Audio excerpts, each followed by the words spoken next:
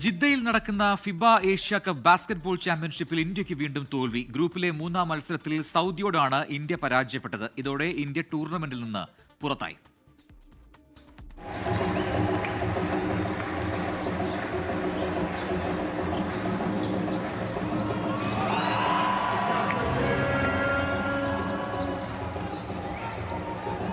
ഫിബ Asia cup basketball championship group സിയിലെ മൂന്നാം മത്സരത്തിലാണ് ഇന്ത്യ സൗദിയെ നേരിട്ടത്.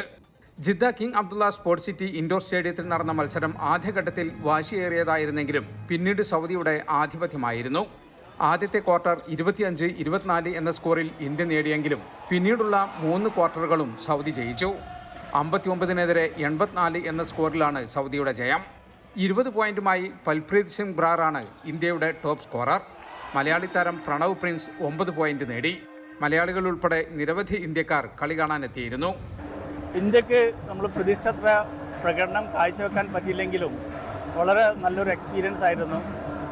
സൗദി അറേബ്യ 17 പോയിന്റ് മാർജിനിൽ വിജയിക്കാൻ കഴിഞ്ഞു. സൗദി അറേബ്യ നല്ല പ്രകടനമാണ് കാഴ്ചവെച്ചത്.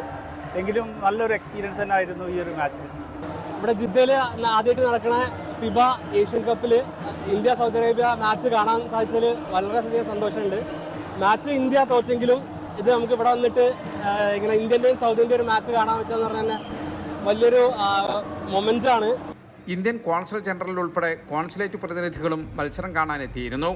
3 മത്സരങ്ങളിലും പരാജയപ്പെട്ട ഇന്ത്യ ടൂർണമെന്റിൽ നിന്ന് പുറത്തായി. ഗ്രൂപ്പ് സിയിൽ ഒന്നാമതെത്തിയ ചൈന നേരിട്ട് ക്വാർട്ടറിൽ പ്രവേശിച്ചു. 2ാം സ്ഥാനത്തുള്ള സൗദിക്കും 3ാം സ്ഥാനത്തുള്ള ജോർദാനും പ്ലേ ഓഫിന് അവസരമുണ്ട്. 4 ഗ്രൂപ്പുകളിലായി 16 ടീമുകളാണ് മത്സരിക്കുന്നത്. പോയിന്റ് പട്ടികയിൽ കാര്യമായ നേട്ടമുണ്ടാക്കാൻ സാധിച്ചില്ലെങ്കിലും കഴിഞ്ഞ 3 മത്സരങ്ങളിലും ഭേദപ്പെട്ട മത്സരം കാഴ്ചവെക്കാൻ സാധിച്ചു എന്നതാണ് ഇന്ത്യക്ക് നേരിയ ആശ്വാസം. ജിദ്ദയിലെ കിങ് അബ്ദുള്ള സ്പോർട്സ് സിറ്റി സ്റ്റേഡിയത്തിൽ നിന്നും ജലീൽ കണ്ണമംഗലം, 24. ലോകത്തെവിടെയായാലും ഏത് സമയത്തും 24 വാർത്തകളും ഓഗ്മെന്റഡ് റിയാലിറ്റി പാക്കേജുകളും എക്സ്പ്ലെയിനറുകളും വിശദമായി കാണാൻ ഞങ്ങളുടെ യൂട്യൂബ് ചാനൽ നിങ്ങൾക്ക് സബ്സ്ക്രൈബ് ചെയ്യാം.